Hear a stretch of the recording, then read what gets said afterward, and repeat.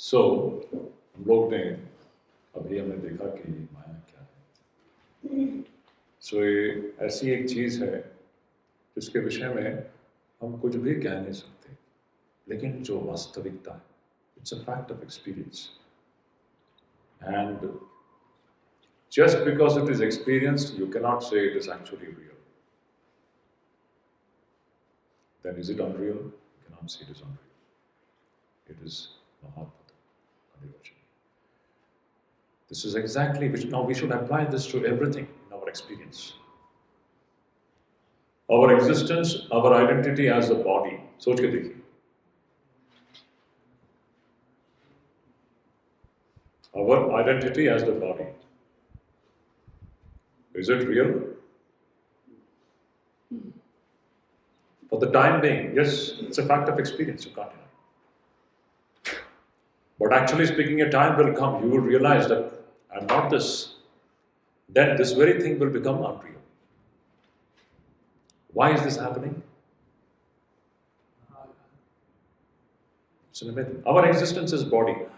Not just things. How can this be real actually? Because everything is going away. Maya means in everything, it's an experience of something which is not actually existing, but which will go away. Take your dream experience. Take the mirage experience. When you were experiencing the water appeared to exist. But is water actually existing? What is actually existing there? Sand and sand alone is existing. Water is appearing to existing. So it is an experience of something which is not actually existing. Still it is a matter of experience. Here also tell me, you as a body, are you really existing? It will go away. Can you see yourself on a funeral pyre now, this very moment? Visualize. Close your eyes. And visualize yourself lying on a funeral pyre. The body is being burnt. So your existence as body, is it real? But yet for the time being it is real. You understand? You can visualize it. Now itself, even now it's going away. What are we holding on to here? हम लोग किस चीज को यहां पर पकड़े हुए हैं? शरीर को? ये तो प्रतिक्षणम, ये तो मर रहा है, ये जा रहा है, ये आप कैसे हो सकते हो? आंख बंद करके थोड़ी देर के लिए कल्पना कीजिए कि आपका शरीर जो है, इसका दाह संस्कार हो रहा है. कीजिए, देखिए आपको. It's the best practice in spiritual life. Visualize your own body dead and it is being burnt on this funeral pyre. It's a beautiful spiritual practice it is. See, all attachments will go away. All moha will go away. ये मैं मेरा का जो बीमारी है ना, उसको दूर करने का ये सर्वोत्तम यह मेडिसिन है. Visualize your dead body being burnt on the funeral pyre and it is burning धो करके. कहाँ गया body? But आपको कुछ भी नहीं हुआ. पता है आपको? Nothing has happened to you. You are infinite, you are immortal, you are not going to die just because this body is going to die. This is Maya. For the time being, it appears to be real. Is it really real? You can't say it is real. Is it unreal? You can't say it is unreal. It is a strange experience. Your identity as Mr. So and Mrs. So is a Mahabhutam, Anirvachaniya. Whatever we have studied, apply to yourself. You see, in your own personality, what is Atman and what is Maya? You see for yourself. Your identity as so and so. आपकी जो पहचान है, मैं स्वामी शुद्धिदानंद हूँ, या मैं फलाना हूँ, ये जो आपकी जो पहचान है, ये माया सृष्ट है. ये सच्चाई नहीं है, क्योंकि ये तो चली जाएगी. अभी भी जा रही है, इस वक्त भी जा रही है. आपको समझ में आ रहा है? ये शरीर तो जा रहा है और ये कभी भी खत्म हो सकता है. अभी आप मुझे देख रहे हैं, हो सकता है कल सवेरे आप मुझे ना देखें. कोई गारंटी है क्या हम सब कल सवेरे तक जीवित रहेंगे? ये शरीर जीवित रहेगा, इसका कोई गारंटी है कल सवेरे तक? मुझे बताइए. Anyone who can कॉन्फिडेंटली से कि मैं कल सवेरे तक मैं जीवित रहूंगा, तो वास्तविक यहां पर क्या विद्यमान है? एक चीज विद्यमान सा प्रतीत हो रहा है, वास्तविक रूप में कुछ और ही चीज विद्यमान है। जो सब समय विद्यमान है उसी को हम आत्मा ब्रह्म कहते हैं। इसीलिए ब्रह्म सत्य है, शरीर मिथ्या है, क्योंकि ये विद्यमान सा प्रतीत हो रहा है, लेकिन वास्तविक रूप में यह विद्यमान नहीं है, ये चला जाएगा। जो चला जाएगा वो सत्य कैसे हो सकता है? इसी को हम लोग माया कहते हैं। माया का काम है अनिर्वचनीय। तो ये ऐसा ये अद्भुत प्रिंसिपल है। We have to understand this is an amazing thing. Maya is a fact of human experience. It's a phenomenon which we are experiencing. It cannot be understood through human buddhi, because buddhi itself is functioning inside Maya. बुद्धि जो है वो स्वयं माया के अंदर काम करती है। वह क्षुद्र बुद्धि माया को क्या समझ सकती है? वो नहीं समझ सकती।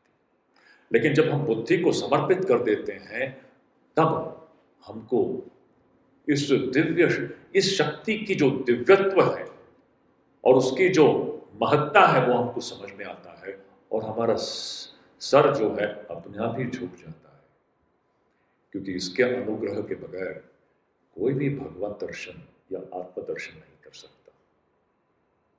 ये सच्चाई है। अब इस माया के विषय में तो बहुत ज्यादा अभी सभी लोग माया माया माया की बात कर रहे हैं। चाय पीने जा रहे हैं तो बोल रहे हैं ये भी सब माया है। ये सब हम लोग सभी लोग ये माया वर्ड यूज करते हैं, लेकिन क्या हम माया समझते हैं? क्या हम क्या बात कर रहे हैं? You understand what we have discussed?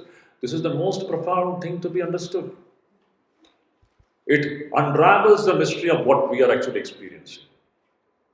In fact, we will understand हम कुछ भी नहीं हैं इस माया जगत में, हम कुछ भी नहीं है।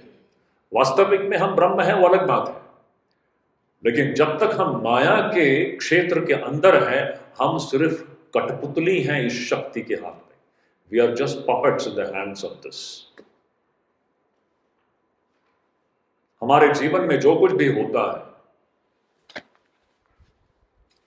सोच के देखिए। मैं सब समय कहता हूं, इसी क्षण आप थोड़ा सा कल्पना करके देखिए, इस पूरे विश्व प्रपंच को देखिए। इसी क्षण, इस एक क्षण के अंदर, in this one single second, how many creatures have been born and how many creatures have died? Is it not the fact? इसी इन सब कितने छोटे छोटे कृमि, उन कृमियों का जन्म भी हो गया और वो चले भी गए। सत्य है कि नहीं? इसी क्षण, इन दिस एंटायर विश्व प्रपंच, we are not aware of it, but it's happening, it's continuously going on. Creatures are coming into existence and they are just disappearing like bubbles. लेकिन हमारे परिवार में अगर कोई अगर मर जाता है तो कितना बड़ा बखेड़ा खड़ा कर देते हैं हम लोग। हमको क्यों नहीं आंसू आती जब दूसरा यहाँ कुछ ये जो सब लोग मरते हैं? तो जब हमारे साथ कुछ होता है तो ये क्यों हुआ, कैसे हुआ, क्यों होना चाहिए था? जन्म मृत्यु का ये चक्र यहाँ पर पूरे समष्टि, इस पूरे विश्व प्रपंच में हर क्षण चल रहा है। हर क्षण छोटे छोटे बड़े बड़े सब प्रकार के जीव जन्मते हैं और मरते हैं। हम कहां से इतने बड़े इंपॉर्टेंट हो गए? देखिए, भक्ति की भाव आ रही है, शरणागति की भाव आनी चाहिए। हम क्या समझ के रखे हैं कि हमारे बगैर ये विश्व प्रपंच चलेगा नहीं। हर व्यक्ति के अंदर ये भाव होता है, मेरे बगैर मेरा परिवार कैसे चलेगा, मैं अगर चले जाऊं तो मेरे बच्चों का क्या होगा। आप समझते हैं कि आपके बच्चे आप पर निर्भर करते हैं। इस भूल धारणा में न रहे तो अच्छा है। हम पर कुछ भी निर्भर नहीं करता। ये विश्व प्रपंच को चलाने वाला एक अद्भुत महाशक्ति है, वो सब कुछ चला देती है। तो हमारे अंदर जो अहंकार है कि हमारे बगैर कुछ नहीं चलता, हमारा परिवार नहीं चलेगा, ये मुझ पर निर्भर करता है, वो मुझ पर निर्भर करता है, यह अहंकार पहले ही खत्म हो तो अच्छा है। कुछ भी, मैं पूछता हूं, इस क्षण ये व्यक्ति यहां से अगर डिसअपियर हो जाए, अच्छा, मैं आपकी इसकी बात करूं। आप डरिए मत, आप डरिए मत। इस क्षण ये स्वामी शुद्धिदानंद यहां से अगर खत्म हो जाए, क्या फर्क पड़ता है इस विश्व प्रपंच को? बताइए। Apply this to you. Do you think you're so important? Put an end to this artificial, self-created self of self-importance. This is bhakti. आप इसी क्षण अगर आप मर जाते हो, किसी को कुछ फर्क पड़ना है? कुछ फर्क नहीं पड़ता। ये मत समझिए आप। आपके परिवार वाले सब चलेगा, उनका ब्रेकफास्ट, लंच, डिनर सब ठीक ठीक चलेगा, कुछ भी रुकने वाला नहीं है। It will be hard statement but it's a fact. कुछ रुकेगा? आप नहीं रहेंगे तो कुछ रुकेगा? कुछ भी नहीं रुकेगा। उनका सिनेमा, उनका एंटरटेनमेंट सब चलता रहेगा। तो पहली बात हमें समझ लेना चाहिए, हमारी सच पूछो तो यहां जरूरत नहीं है। We are not needed here. We should understand we are existing for only one purpose. Again coming back to the main issue, what are we existing here for? Moksha, to understand the truth and become liberated. There is no other meaning to this human life. In ignorance, we are giving all kinds of nonsensical and non-essential meaning to human life. आप जीवित रहे ना रहे, इस विश्व प्रपंच को किसी को भी कुछ भी फर्क नहीं पड़ता। अगर आज हम इस शरीर में जीवित हैं, हम सांस ले रहे हैं, इस सांस लेने के पीछे का प्रयोजन एकमात्र ही है, मुक्ति। सच्चाई को जानो और मुक्त हो जाओ। खंडन भगवत। This is the only meaning of existence in the human plane. There's no other meaning to it. So these are the conclusions that we are drawing from this wonderful discussion, is it not? हम माया को समझ रहे हैं, हम क्या हैं यहाँ पर? ये शरीर क्या विद्यमान है, क्या विद्यमान है और क्या विद्यमान सा प्रतीत हो रहा है? ये दो चीजें हैं। देखिए, विवेक हो रहा है। It's all vivek is going on. Vivek means differentiation और discrimination. Vivek means discernment, the clarity between what is actually existing and what is appearing to be existing. What are we studying here? अब have we deviated? No. ये सब विवेक की प्रक्रिया चल रही है। विवेक चूड़ामणि। जब ये क्लैरिटी आती है हमारे जीवन में, तब देखोगे हमारा जीवन कैसे पूरी तरह से बदल जाता है। और इसका उल्टा है अविवेक। अविवेक में क्या होता है? हम इसी को सत्य समझ लेते हैं और मैं मोस्ट इंपॉर्टेंट पर्सन। मैं केंद्रित जीवन जो है, यही हमारे सारे दुखों का कारण है। ये मैं केंद्रित जीवन नहीं होना चाहिए, ये परमेश्वर शक्ति केंद्रित जीवन होना चाहिए। इस परमेश्वर शक्ति को हमारे जीवन का केंद्र बनाना चाहिए, तब जाकर के हम धीरे धीरे इस आत्मानुभूति और ब्रह्मानुभूति हम प्राप्त करेंगे। और परमेश्वर शक्ति केंद्रित जीवन हो तो अपने आप ही संसार से अब राग होगा या विराग होगा? बताइए, संसार से राग होगा आपको? Is not virag, vairag is the best thing to happen in life? Please tell me. Tyag and vairagya are the most beautiful things to happen in human life. We don't understand the importance of it. Opposite of that is just a perfect recipe for unending misery and suffering in human life. It will go on endlessly. आप कोई भी बच नहीं सकते उससे, या काट सकते हैं। तो देखिए, इस माया का मैं और एक छोटी सी बात बता देता हूं। इस माया को समझाते हुए, अच्छा, माया का काम क्या है? सत्य को ढक देना और जो सत्य नहीं है उसको प्रकट करना। माया का काम क्या है? सत्य को ढक देना और जो वास्तविक रूप में सत्य नहीं है उसको प्रकट करना। ये माया शक्ति का काम है। This is the job of this amazing शक्ति कॉल्ड माया। तो स्वामी विवेकानंद एक सुंदर कहानी कहते हैं, बताते हैं कैसे। देखिए, माया कितना भयानक चीज है। तो स्वामी विवेकानंद के लेक्चर्स में है। क्या कहानी सुनना चाहते हैं या आगे बढ़े? कहानी सुनेंगे। तो उस कहानी में स्वामी विवेकानंद कहते हैं इस माया के ही संदर्भ में बताते हैं। तो कहानी है, महाभारत की कहानी है, जिसमें कृष्ण है और नारद है, नारद जी हैं। तो नारद और कृष्ण जो हैं अत्यंत मित्र हैं। अब देखिए, भगवान कृष्ण तो योगेश्वर हैं, वो तो मायाधीश है, मायाधीश है? हम तो माया के अधीन हैं। नारद जो है माया के अधीन है, हम सब माया के अधीन हैं, लेकिन प्रभु परमेश्वर श्री कृष्ण जो है वो मायाधीश है। He is a lord of maya. Amazing thing. Two things are there, one is mayadhish, the lord of the maya, other is mayadhin, one who is under maya, under the control of, we are all under the control of maya. आप कुछ भी कर लीजिए यहाँ पर, इसलिए देखिए समर्पण होना चाहिए। तो कहानी इस प्रकार है कि नारद और कृष्ण एक मायाधीश है और एक मायाधीन है, और दोनों मित्र हैं। और एक दिन दोनों शाम के वक्त टहलने निकले हैं। तो नारद और कृष्ण भगवान दोनों आपस में वार्तालाप करते करते करते चल रहे हैं। अचानक नारद के मन में एक इच्छा जगती है कि हे कृष्ण भगवान, मुझे आपकी माया का दर्शन करना है। I want to see your maya. तो कृष्ण बोल देते हैं, Narad, don't go for it, you are asking for the dangerous. Krishna पहले बोल देते हैं, नारद भाई तुम कुछ और मांग लो, लेकिन माया को देखना जो तुम चाहते हो इसको छोड़ दो, ये माया बड़ा भयानक चीज है। तो नारद कहते हैं, नहीं नहीं नहीं कृष्ण भगवान, मुझे माया देखना है, मुझे माया देखना है।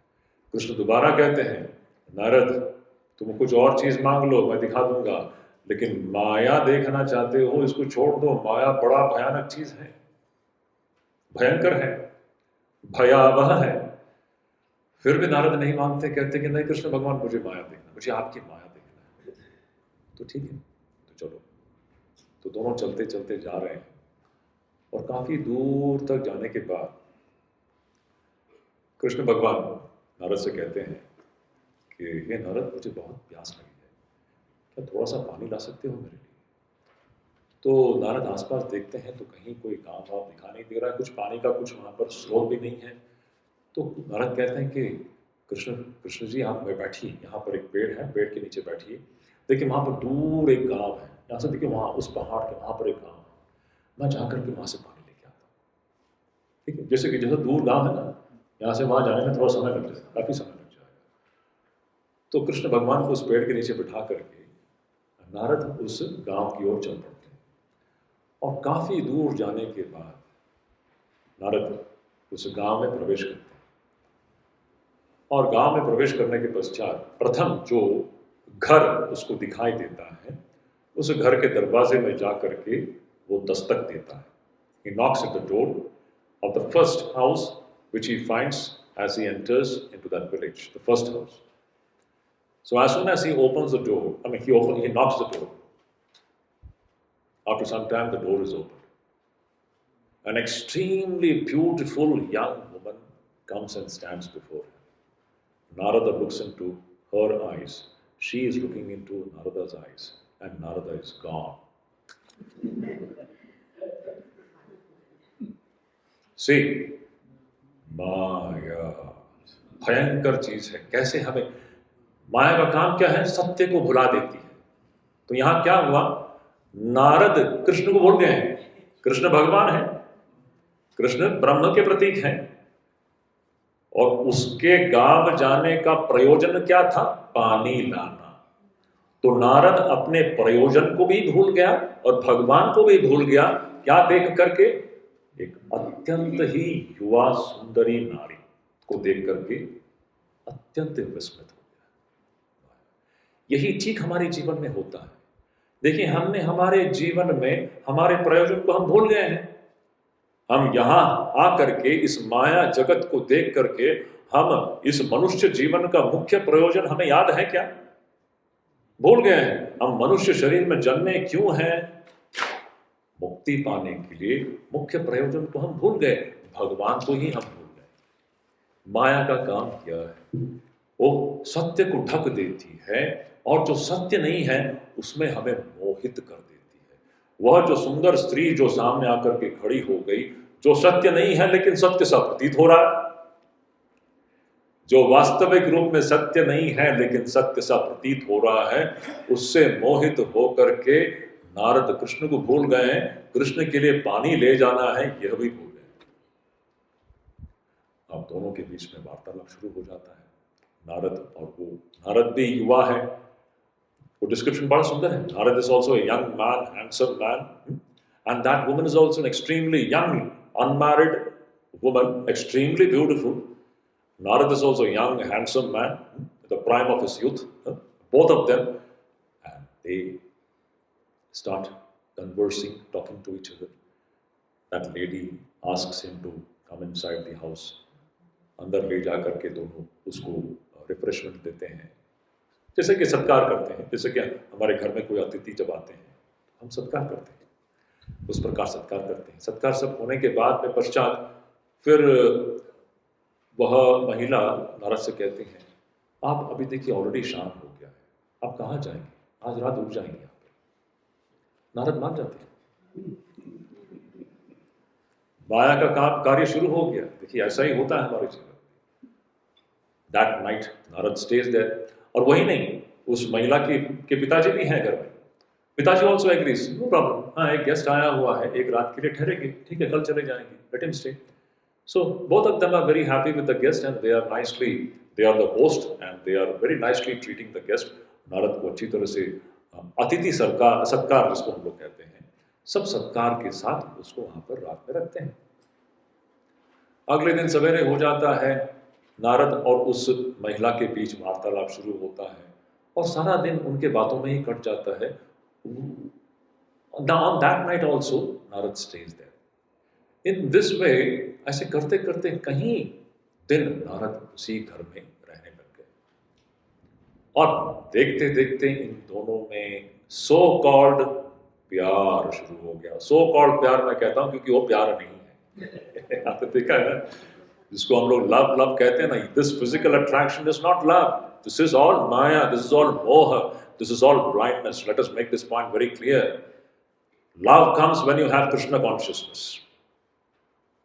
माया के अंदर जो चलता है वो प्रेम नहीं है, वो प्रेम से प्रतीत होता है, वो सब मोह है, वो सब सिर्फ राग है, राग। सो एनीवे, दोनों के बीच में अब प्रेम शुरू हो गया। देखते देखते कई दिन बीत गए, अब दोनों के बीच में इतना प्रेम हो गया कि दोनों भी अब शादी करने का सोच लेते हैं। अभी शादी करने के लिए तो उस महिला के, लड़की के पिताजी का जो अनुमति जरूरत है। सो नारद जाकर के उस लड़की के पिताजी से अनुमति मांग लेते हैं कि मैं आपकी बेटी से शादी करना चाहता हूँ। पिताजी भी अत्यंत ही खुश हो जाते हैं क्योंकि नारद तो इतना सुसंस्कृत ऐसा एक व्यक्ति है, इतना सुसंस्कृत, सज्जन, संस्कारी, दिखने में सुंदर, युवा और बहुत ही अच्छा व्यक्ति है। संसार में जैसे अच्छे व्यक्ति होते हैं, so which father would not want a young, good, handsome young man to be the husband of his daughter? Every father would jump into such an offer. हर पिता चाहते हैं अपने बेटी के लिए ऐसा एक सुंदर सा युवा वर मिले। So immediately this girl's father immediately agreed and they married. They married and their so-called the marital life started. Now he has nicely settled in that village. Now he has become a villager of that village. He is now doing farming. हर रोज वो खेती करने के लिए जाता है, खेती करता है और शाम को लौट के आता है। वो एक अच्छा पति भी है, सब कुछ अच्छा है। देखिए कुछ पे माया का खेल बोल रहे हैं, यहाँ पर सब कुछ बाहर से अच्छा ही दिखता है। वो अच्छा पति है, वो लड़की अच्छी पत्नी है, दोनों का संसारिक जीवन अब चलना शुरू हो गया। देखते देखते 1 साल बीत गया, पहला बच्चे का जन्म हो गया। देखते देखते 2-3 साल हो गया, दूसरे बच्चे का जन्म हो गया। देखते देखते 5-6 साल बीत गए, तीसरे बच्चे का जन्म हो गया। देखते देखते ऐसे करते करते 12 वर्ष 13 वर्ष बीत गए, 3 बच्चे हो गए। अब इस प्रकार इनका जब सांसारिक जीवन, वैवाहिक जीवन जब चल रहा था, अचानक एक दिन एक भयानक बाढ़ उस गांव में आ जाती है। A devastating flood comes in that village. And everything is washed in that flood. सब कुछ बह जाता है, सब जितने गांव हैं सब बह जाते हैं, इमारतें टूट जाती हैं, सब कुछ नष्ट हो जाता है। एंड नारद का घर, इनका घर, वह भी बह गया। और वो चित्र बड़ा सुंदर है, डिस्क्रिप्शन बहुत ब्यूटीफुल है। Narad is holding his wives hand, एक हाथ से अपने पत्नी के हाथ को पकड़ा हुआ है। देखिए यही होता है इस माया जगत में, आप कुछ भी पकड़ने का प्रयास कीजिए सब कुछ चला जाएगा।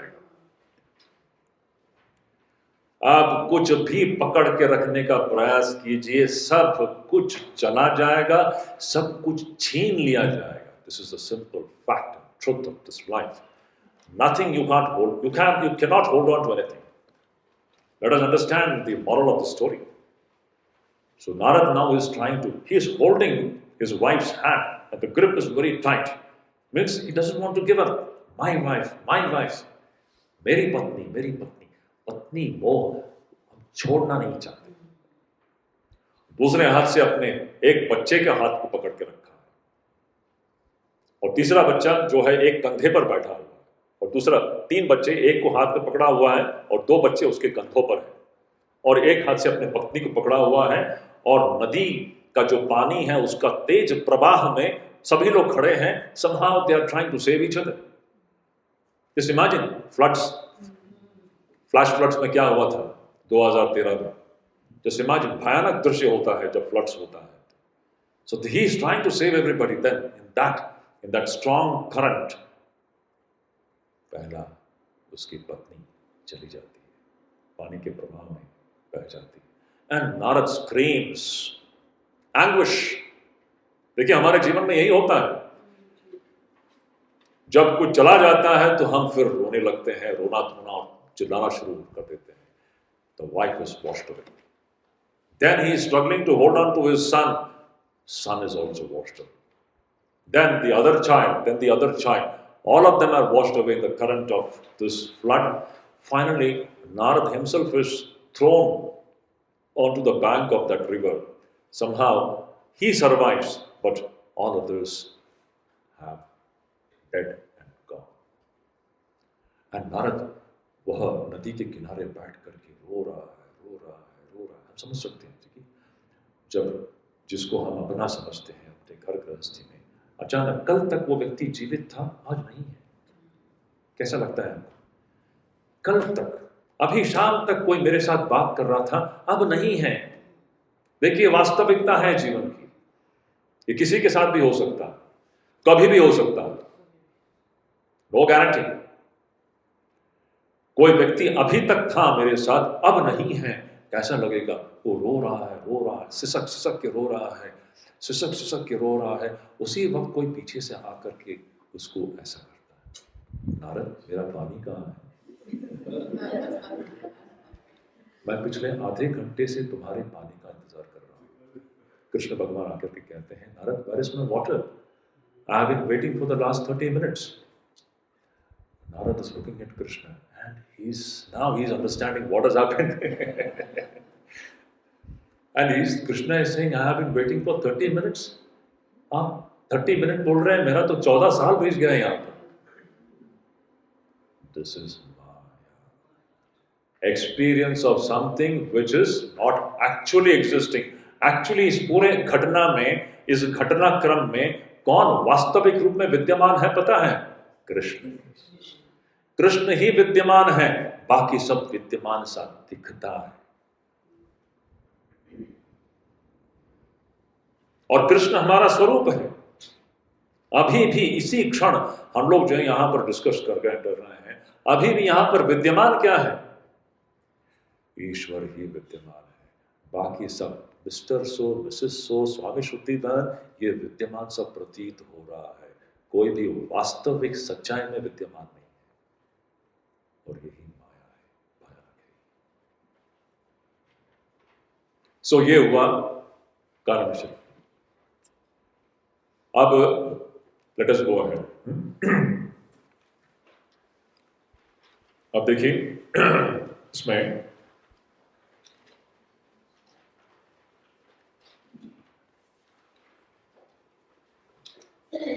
अब शंकराचार्य जी कह रहे हैं 120 वर्स नंबर 120, ओके, क्या कह रहे हैं? अव्यक्तमेतत् त्रिगुणैर्निरुक्तम् तत्कारणं नाम शरीरमात्मनः सुषुप्तिरेतस्य विभक्त्यवस्था प्रलीनः सर्वेन्द्रियबुद्धिवृत्तिः। ये वर्ष नंबर 120 है, 120। अब ये माया का जो विशेष स्थान जो है हमारे अनुभूति में, इसका जो विशेष स्थान जो है, शंकराचार्य जी कह रहे हैं अव्यक्तम में तत् त्रिगुणैर निरुक्तम। ये जो माया जो है, जो अव्यक्त है, हमने देखा अव्यक्त नामनी परमेश शक्ति, ऐसा जो अव्यक्त जो है, जो त्रिगुणात्मिक है, ऐसा जो माया जो है, इसी को तत्कारणम नाम शरीरम आत्मनः, इसी को कारण शरीर कहते हैं। कारण, क्योंकि यही सबका कारण है, इसी में से सबकी उत्पत्ति होती है, जगत की उत्पत्ति इसमें से होती है, हम सभी की उत्पत्ति इसी में से होती है। और इसका विशेष स्थान क्या है? सुषुप्ति रेतस्य विभक्ति अवस्था। इसका जो विशेष स्थान क्या है? सुषुप्ति। Very important. Every day we are experiencing सुषुप्ति। सुषुप्ति का मतलब क्या है? गाढ़ निद्रा। गाढ़ निद्रा में ना तो जागृत है, सोच के देखिए बड़ा सुंदर अनुभूति है, हम हर रोज सोते हैं, लेकिन हमने कभी सोचा नहीं ये क्या अनुभव कर रहे हैं हम लोग निद्रा में। निद्रा में हम इस कारण शरीर में जा रहे हैं, हर रोज ये हो रहा है, every day it is happening. ये सुषुप्ति जो है, यही इस माया का मुख्य स्थान है। और क्यों माया का मुख्य स्थान सुषुप्ति है? देखिए सुषुप्ति में सब कुछ अव्यक्त है ना, कुछ व्यक्त है क्या? सुषुप्ति तो अव्यक्त है, उसमें तो कुछ व्यक्त नहीं है ना। ये जगत प्रपंच तो हमको दिखता नहीं है, ना ही स्थूल प्रपंच हमको दिखता है, ना ही सूक्ष्म प्रपंच हमको दिखता है। सुषुप्ति में सब कुछ वहां पर कारण दशा में चले जाता है, जहां पर कुछ भी नहीं है, कुछ भी नहीं हो, लेकिन आप हो। आपका मतलब not Mr so and Mrs so, आत्मन, वो सब समय रहता है, वो कहीं नहीं जाता। तो कहते हैं सुषुप्ति रेतस्य विभक्ति अवस्था प्रलीन सर्वेन्द्रिय बुद्धिवृत्ति, जहां पर सारा जो मन, बुद्धि और इंद्रियों का जो व्यापार है, सब कुछ जहां पर प्रलीन हो जाता है, जहां पर सब कुछ वहां पर मर्ज हो जाता है और डिसॉल्व हो जाता है। So the sleep experience is something wonderful. See every day we see that it is from this sleep that we wake up. So this world which we are experiencing, it is coming from that Karana. It is coming again every day, it is going back into it. Is it not? Every day, this so-called world which we are experiencing, it is coming out of this Karana Dasha and it is going back into the Karana Dasha. Dream also. So the dream and the waking worlds, they emerge from this causal body, the causal state, from the dream and the waking state also. That is why उसको जगत कारण कहते हैं। ये पूरा जो विश्व प्रपंच हम लोग देखते हैं, उसका मूल है यह कारण शरीर महामाया। सारा विश्व प्रपंच इसी में से उत्पन्न होता है और उसी में लय हो जाता है। अब देखिए, अब we are coming to a beautiful conclusion now. हमारा डिस्कशन कहाँ से शुरू हुआ था? Our discussion had started, we were studying what is anatma, is it not? अनात्मा को पढ़ते समय first we started with the gross body, then we took up the subtle body, सूक्ष्म शरीर, then we came to the causal body, the कारण शरीर। Now is there anything outside of this? इसी में सब कुछ आ गया। पूरा विश्व प्रपंच जो है कहां से उत्पन्न हुआ है? माया से, है ना? इसके बाहर कुछ है क्या? ये सारा जो चित्र जो हम लोग देख रहे हैं, उसके कारण दशा से लेकर के इस व्यक्त दशा तक, अभिव्यक्त और अनभिव्यक्त, अभिव्यक्त दशा ये है, उसकी जो अनभिव्यक्त दशा है वो कारण शरीर। So manifested, unmanifested, this entire thing which we are experiencing. Now see the beautiful conclusion. What is the conclusion? Now see, verse number 122. Shankaracharya ji कह रहे हैं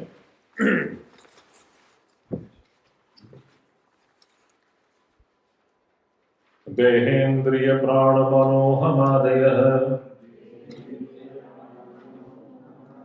सर्वे विकारा विषया सुखादयः व्योमादिभूतान्यखिलं च विश्वम् अव्यक्तपर्यन्तम् इदं ह्यनात्मा। अब देखिए, we are coming to a conclusion of this discussion about अनात्मा। जो आत्मा नहीं है उसका हम लोग यहाँ पर अध्ययन कर रहे थे, हम लोग जानने का प्रयास कर रहे थे कि जो आत्मा नहीं है, जो आप नहीं हो, we were trying to understand what you are not. So, what is the conclusion? Vedanta's conclusion is what? Deha. Deha means body. Indriya, sense organs. Prana. Prana means the vital energy. Mana. And then Sarve Vikara. All the modifications, all the changes which are happening. See, continuously things are changing. Inside the body also so, the mind is changing, the body is changing, the prana is moving, all these movements, this is all continuous change which is going on, is it not? Things are continuously changing. Is there anything unchanging in our experience? Everything is changing. Sarve Vikara, Vishaya Sukhadaya, and all the kinds of experiences which we are having. हमें जो भी अनुभूतियां हो रही है, सुख रूपी अनुभूति, दुख रूपी अनुभूति, कितने प्रकार की अनुभूतियां, ये सब कुछ व्योमादि भूतानि अखिलम च विश्व, और व्योम यानी आकाश, जो पंच तत्व जो है, आकाश से शुरू होकर के पृथ्वी पर्यंत, मतलब आकाश, वायु, अग्नि, जल और पृथ्वी, पंच तत्व, ये सब कुछ, और ये पूरा विश्व प्रपंच, व्योमादि भूतानि अखिलम च विश्वम, ये अखिल विश्व जो है, जो हम लोग अनुभव कर रहे हैं, अव्यक्त पर्यंतम, कहां तक? अव्यक्त पर्यंत, माया पर्यंत। अव्यक्त का मतलब माया, हमने देखा है ना, मतलब कारण शरीर पर्यंत ये जो भी है, ये सब क्या है? अनात्मा है। Very beautiful conclusion. इसमें से कुछ भी हम नहीं है। Come to this point. अब हम क्या हो, दैट इज द इन्वेस्टिगेशन। अभी हम वास्तविक रूप में हम क्या है, वो आने वाला है। अब अभी समझ रहे थे कि हम क्या नहीं हैं, इनमें से कुछ भी हम नहीं, ये सारा का सारा जो है, ये अनात्मा ही है। Means waking, dream and sleep, the manifested world, the unmanifested world. From the unmanifested to this amazing so-called manifested, mesmerizing so-called Jagat, everything is Anatma. This is all changing dimension. This is all perpetually changing. It is appearing to be existing, which is not actually existing. This is Mahadbhutam, Anirvachaniyam. This is all not Atma. This is Anatma. This clarity should come into our life. What are we handling in life? See, everywhere Viveka is going on. ये सब विवेक की प्रक्रिया चल रही है। हमें पता होना चाहिए हम क्या हैंडल कर रहे हैं जीवन में, और इसकी सच्चाई और वास्तविकता क्या है। So if you're a wise person, you know how to handle it. Otherwise, we usually in aviveka, we foolishly. That is why Shankaracharya so lovingly says, "Are mood, जगो, तुम जिसको पकड़ के रखे हो ना, ऐसे, वो तुमको रुला के छोड़ेगा। इसलिए छोड़ दो, पकड़ के रखो मत, छोड़ दो। Don't get attached.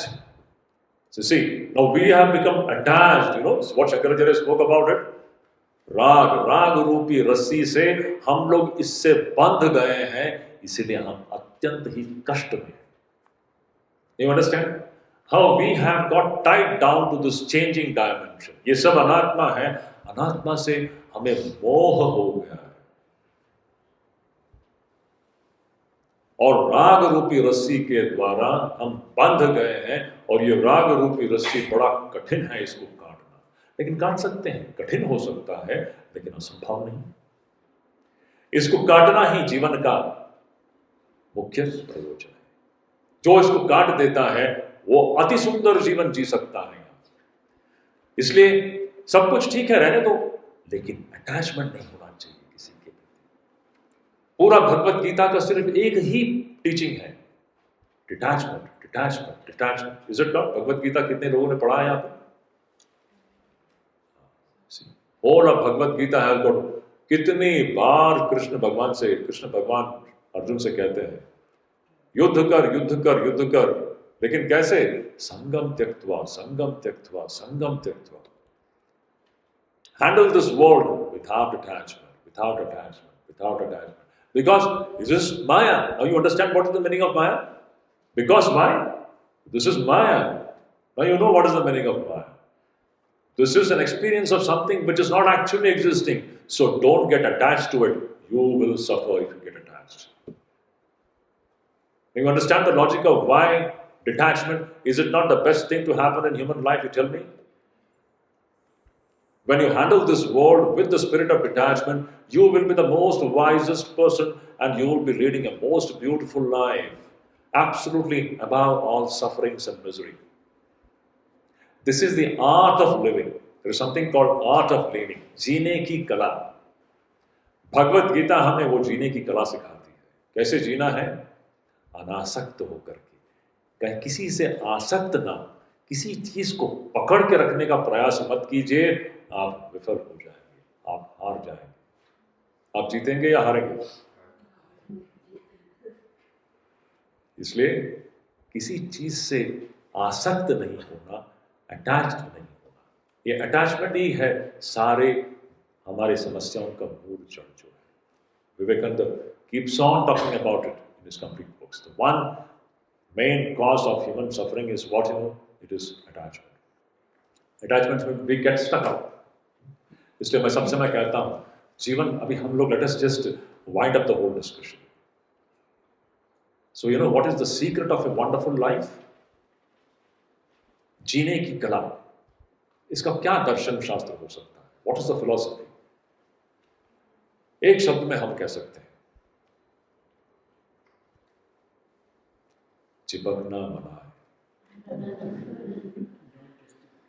सबके साथ रहिए, सबके साथ मिलिए, सबके साथ रहिए, लेकिन कहीं भी चिपकिए मत। लिख रख लीजिए, this is the ultimate philosophy of life. चिपकना मना है, सिर्फ मना नहीं, चिपकना सख्त मना है। लिख रख, हम चिपक जाते हैं फिर रोना ही पड़ता है। सबके साथ रहना है, पति है, पत्नी है, घर गृहस्थी है, no problem, have no attachment, no that everything will go away, don't get stuck up. तो फिलॉसफी क्या है? चिपकना नहीं, सिर्फ मना नहीं, सख्त मना। इसको याद रख लीजिए। कैसे समझेंगे कि हम चिपक नहीं रहे? उसका फल देखेंगे आप लोग। आप चिपक के देख लीजिए, आपको तो फल पता ही है। आप चिपकेगा नहीं तो देखेंगे उसका फल क्या है। That's the art of living. The whole of Bhagavad Gita is that. अनासक्त योग कहते हैं, अनासक्ति योग। भगवत गीता का दूसरा नाम क्या है? अनासक्ति योग है। अनासक्ति ही योग है, आसक्ति यानी अटैचमेंट। अनासक्ति ही योग है। Your detachment is the way to reach the reality. So this is how we have to see what wonderful conclusions we are drawing from this discussion. You understand? These are all practical things to be done. अच्छा, ये करने के लिए आपको कहीं जाना है क्या? कहीं नहीं जाना है।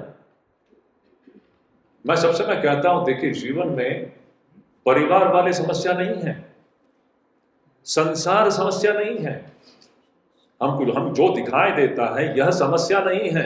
ना तो पति समस्या है, ना पत्नी समस्या है, ना बच्चे समस्या है। समस्या क्या है? Attachment. This is the problem. You can be with everyone, absolutely fine. Be concerned about everything, be involved with everything, but be detached. If you understand the meaning of this wonderful principle called detachment, you have understood the art of life itself. Bhagavad Gita में भगवान कृष्ण बहुत सुंदर उदाहरण देते हैं। मैं दो उदाहरण देता हूं आप लोगों को। एक भगवान कृष्ण का उदाहरण है, एक भगवान श्री रामकृष्ण का उदाहरण है। भगवान कृष्ण कहते हैं संसार में कैसे रहना है? पद्म पत्र विवाम भसा। पद्म पत्र विवाम भसा का मतलब क्या है? जैसे पानी में कमल के पत्ते होते हैं, उस तरह पानी में जो कमल के पत्ते जो होते हैं तैरते हैं, लेकिन कमल के पत्तों को आप उस कमल उस पूरे उस इसको निकाल दीजिए बाहर, उस कमल के पत्ते पर एक बूंद भी पानी चिपकेगा नहीं, सब गिर जाएगा। So Krishna says you have to live in the world like the lotus leaf in the water. It's in the water, but it is absolutely detached. This is the art of living. We are so देखिए आप समझ रहे हैं हम लोग क्या beautiful conclusions draw कर रहे हैं इसमें से। लाइफ को लीड कैसे करेंगे? परिवार वाले हैं, बच्चे हैं, पति हैं, पत्नी है, सब कुछ है, पिता है, सब कुछ है, लेकिन अटैच करने एक आता हूं। अब दूसरा उदाहरण देते हैं। रामकृष्ण का उदाहरण। ठाकुर क्या कहते हैं? ठाकुर से यही प्रश्न किया गया था कोई, अरे ठाकुर आप तो कहते हैं, ठाकुर के यही तो उपदेश है, घुमा फिरा के उपदेश यही है, हम समझते नहीं है। कथामृत में आपको यही उपदेश मिलेगा, भगवान ही एकमात्र वस्तु है, बाकी सब अवस्तु है। हर पन्ने में ठाकुर यही कहते रहते हैं, भगवान ही सत्य है, बाकी सब अवस्तु है, और काम और कांचन यही माया है, बार बार कहते रहते हैं। और जब तक ये काम और कांचन, लस्ट एंड ग्रीड, जब तक इससे हम ऊपर नहीं उठते, तब तक हम कभी भी माया के इस बंधन से बाहर नहीं आ सकते। ये कोई विवाहित जीवन अविवाहित जीवन की बात नहीं है। मनुष्य के मन के अंदर जो ये काम वासना जब तक होगा और जब तक हम उसको पूरी छूट देते हैं, तब तक मनुष्य जो है सत्य को समझ नहीं सकता। ये सच्चाई है। Let us first understand this point. There is no dilution of this truth. We should know what is what, so that we handle things intelligently. We should not be foolishly living. So Thakur भी यही बात कहते हैं। ठाकुर ने कहीं कहा है कि काम और कांचन चलते रहने दीजिए और भगवत दर्शन होगा? कहीं कहा है? असंभव, कह नहीं सकते। It is impossible, it can not be like that. So तो फिर संसार में रहेंगे कैसे? कोई जाकर के कोई भक्त ठाकुर से कहते हैं कि ठाकुर फिर हम लोग, और यही वो जाकर के यही कहते हैं कि ठाकुर हम तो गृहस्थ हैं। सबके अंदर यही दिमाग चलता है, हम तो गृहस्थ हैं, हम कैसे रहेंगे संसार में? तो ठाकुर एक बहुत सुंदर उदाहरण देते हैं। ठाकुर कहते हैं पता है संसार में कैसे रहना है? आप कहते हैं बड़ो बाड़ी दासी मतो थाकते। बांग्ला में कहते हैं बड़ो बाड़ी दासी मतो थाकते। बड़ो बाड़ी दासी मतलब क्या है? जो बड़ा जो धनी व्यक्ति है, धनी व्यक्ति के घर में जो दासी जो काम करती है आजकल, तो दासी जब काम करती तो कैसे काम करती? वो तो वहाँ रहती है और उस धनी व्यक्ति के पूरे गृहस्थी को वही संभालती है। उस धनी व्यक्ति का जो बच्चे हैं, छोटे छोटे बच्चे हैं, वो दिन रात वो दासी जो है उस बच्चों के पीछे ही लगे रहती है। अरे हरी चलो उठो, स्कूल जाने का समय हो गया है, चलो नहाओ, नहाने के बाद नाश्ता करो, चलो कपड़े पहन लो, फिर वो स्कूल ले जाती है, स्कूल से लेके आती है। ऐसे देखने से लगता है कि जैसे कि वो दासी उन बच्चों से बहुत ही आसक्त है। बाहर से देखो तो ऐसा लगेगा जैसे कि वो दासी उन बच्चों से बहुत ही अटैच्ड है, लेकिन उसको जरा सा भी अटैचमेंट नहीं है। उसको पता है कि यहाँ मेरा कुछ भी नहीं है, मेरा घर तो कहीं और है। ये सच्चाई है। हमें पता होना चाहिए कि यहाँ पर सच पूछूं तो कुछ भी मेरा नहीं है। ये हम जितना जल्दी समझ जाएंगे, हमारा जीवन सुखी होगा। हम लोग मैं मेरा जो कह रहे हैं, यहाँ पर कुछ भी मेरा नहीं है। हमारा घर तो कहीं और है। ये तो सिर्फ एक विचित्र महाद्भुतम अनिर्वचनीय में एक दृश्य है। यहाँ कुछ भी मिलने वाला नहीं है। इस बात को गांठ बांध करके लिख लीजिए, इस माया सृष्टि में कुछ भी मिलना नहीं है। इस माया के परे जो सत्य सत्ता है, वहीं पर सब कुछ है। तो रामकृष्ण कहते हैं कि रहेंगे कैसे? इस धनी व्यक्ति के घर में काम करने वाले दासी के समान रहिए, सबके साथ रहिए, सबके लिए सब कुछ कीजिए। अब ऐसा नहीं है कि देखिए वो दासी ऐसा नहीं है कि वो काम नहीं करती, वो बच्चों का देखभाल नहीं करती, सब कुछ कर रही है, लेकिन एब्सोल्युटली डिटैच्ड है। एक सुंदर एक गाना है जो नरेन जो है जो ठाकुर के सामने गाते थे, अगला गाना है, आप लोग सभी लोग जानते हैं, क्या सुंदर गाना है, पूरा वेदांत उसमें है। मौन चलो निज निकेतने, संसार विदेशे विदेशीर भेषे, क्या नो भ्रमण अकारणे। कहाँ भटक रहे हैं भाई, ये विदेश है, स्वदेश तो कहीं और है। मन चलो वापस, चलो वापस। Everywhere you will see this idea of छोड़ो छोड़ो, go back, go back. Is it not? सत्य वस्तु कहाँ है? ये तो विदेश है, ये तो परदेश है, स्वदेश तो कहीं और है। ऐ मन चल वापस चल, यहाँ कुछ नहीं है, ये तो विदेश है। और कहाँ परदेसी के भेष में तू यहाँ भटक रहा है, यहाँ कुछ भी नहीं मिलने वाला है तुझे। मन चल वापस चल, वापस चल। Thakur used to go to समाधि। It's a plain truth। हम सच्चाई को स्वीकार करना नहीं चाहते, हम सच्चाई को स्वीकार करना नहीं चाहते हैं, इसीलिए हमारे जीवन में दुख कष्ट कभी खत्म नहीं होते, है कि नहीं? It's a fact of life. यहां पर आपको कुछ मिलना नहीं है, यह धारणा आपने कर लिया तो आपका जीवन परिवर्तित हो जाएगा। तो मैं यहां पर ही छोड़ देता हूं, आप यह निश्चय कर लीजिए इस माया सृष्टि में कुछ मिलना है या नहीं। Now you decide. If you think that नहीं यहाँ, अरे स्वामी जी क्या बोल रहे हैं, बहुत कुछ मिलना है यहाँ पर, सोना है, चांदी है, घर है, बंगला है, गाड़ी है, सब मिलना है, ठीक है जाइए। अंत में देखेंगे यहाँ पर कुछ भी नहीं मिलना है, असली वस्तु तो कहीं और है, उसी की खोज है। तो मन चलो निज निकेतने, संसार विदेशे विदेशी देशे, ज्ञानो भ्रमण अकारणे। ये कहाँ भटक रहे हो इस संसार में, यहाँ पर कुछ भी नहीं मिलेगा व्यक्ति को, कुछ भी नहीं मिलेगा व्यक्ति को।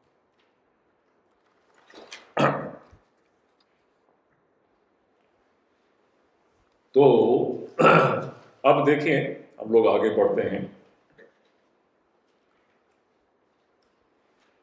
गुरु ने पहला, अब आपको देखिए सब चीज का महत्व समझ में आएगा। हमने जो साधन चतुष्टय में जो भी पढ़ा था, साधन चतुष्टय में क्या क्या पॉइंट्स हैं?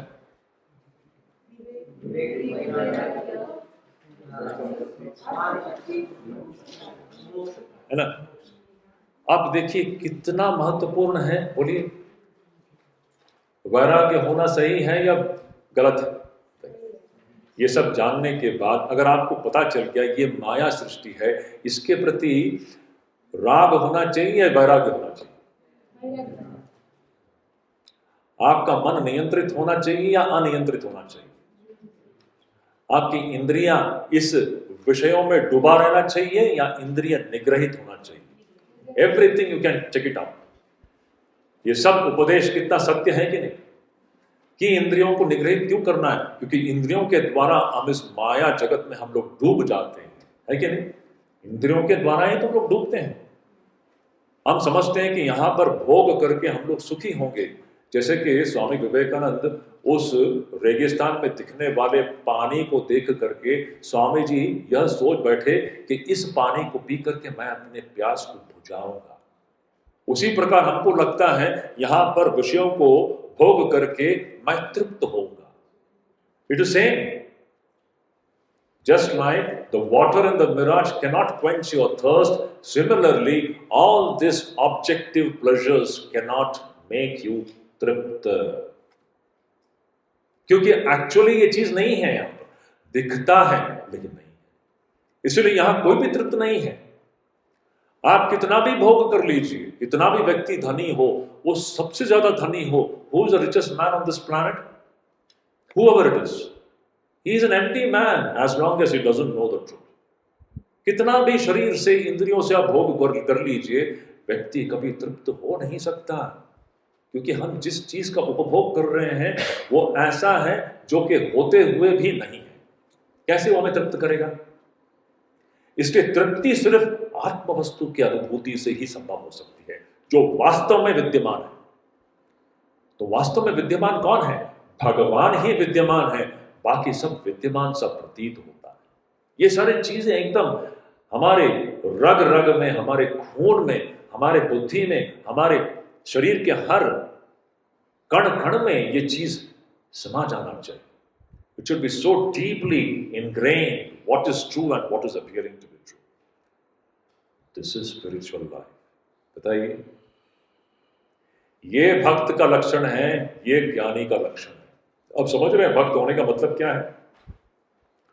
भक्त का मतलब ये नहीं कि सांसारिक जीवन चलता ही रहे और हम थोड़ा सा हम भगवान से मांग ले कि भगवान मुझे ये दो वो दो। ये भक्ति नहीं है। भक्ति वो है जो कि इस माया जगत का जो सृष्टिकर्ता, जो मायाधीश है, उस मायाधीश से एकीभूत होने की जो अत्यंत व्याकुलता है, उसको हम लोग भक्ति कहते हैं। और उसका मतलब क्या है? इस नश्वर अशाश्वत जगत से मुंह फेरे बगैर वो परम प्रेम भी नहीं आता। कैसे आएगा प्रेम? क्या हमें सचमुच ईश्वर से प्रेम है क्या? सच्चा प्रेम होता तो अब तक भगवत दर्शन हो जाता। हम ईश्वर से प्रेम क्यों करते हैं पता है? हम ईश्वर से प्रेम करते हैं हमारे जगत के सारे चीजों को ठीक ठाक करने के लिए। हम भगवान से संबंध क्यों बना रहे हैं? ताकि मेरा संसार ठीक चले। इसको हम भक्ति समझ बैठे हैं, ये भक्ति नहीं है। हम भगवान से संबंधित क्यों हैं? ताकि हे भगवान, मेरा घर गृहस्थी, मेरे परिवार वाले ये सुखी हो, बच्चे को अच्छे नौकरी मिले, लड़की की शादी अच्छी जगह पर हो, सब घर गृहस्थी अच्छी चले। इसके लिए हम भगवान को यूज कर रहे हैं हमारे संसार के लिए। यह भक्ति नहीं है। यह भी भक्ति सा प्रतीत होता है, लेकिन भक्ति नहीं है। भक्त वो है जो संसार की किसी भी वस्तु को चाहता ही नहीं, वो सिर्फ भगवान को चाहता है। क्या हमारे अंदर ऐसी भावना है क्या? सोचिए, these are all questions to be asked. I have to ask myself, मेरा वास्तविक प्रेम किसके लिए है? इस नश्वर संसार के लिए या उस शाश्वत सत्य वस्तु के लिए? किसके प्रति प्रेम है? These are the vital questions that we have to ask in this beautiful discussion. तो हमने अभी तक देखा इस प्रकार कि अनात्मा क्या है। मुझे लगता है हम लोग इसे को यहाँ वहीं पर छोड़ दें क्या? है ना? You need to ponder that is because ये बहुत हैवी सब्जेक्ट है, आप लोगों को थोड़ा सोचना पड़ेगा। हाँ, no, don't ask any questions now. No, don't ask. You have to think about, you have to meditate now. ये आपने जो सुना अभी, इस पर आप मनन कीजिए और ध्यान कीजिए, और प्रश्न मत कीजिए। You have to sit and meditate now and deeply think about mainly what you have studied about Maya. This is the very important. If you understand this Maya nature of what we are experiencing here, something wonderful will happen. So you have to deeply ponder about this amazing phenomenon called Maya. So let us stop here. Tomorrow morning we'll meet and discuss.